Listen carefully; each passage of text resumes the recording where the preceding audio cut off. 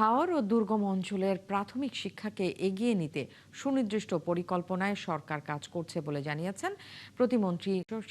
এই তথ্য জানান তিনি।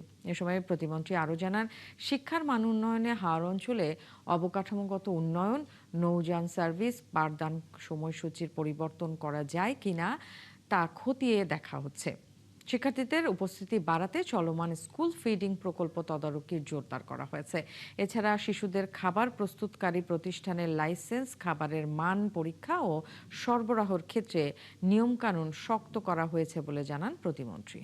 হাওর অঞ্চল বা হাওর জাতীয় ক্লাইমেটিক বা এরকম ইনক্লিমেন্ট ক্লাইমেট রিলেটেড যে এলাকাগুলো আছে সেগুলোর জন্য আমরা স্পেসিফিক সেপারেট প্ল্যানের ব্যবস্থা করতে কাজ করছি।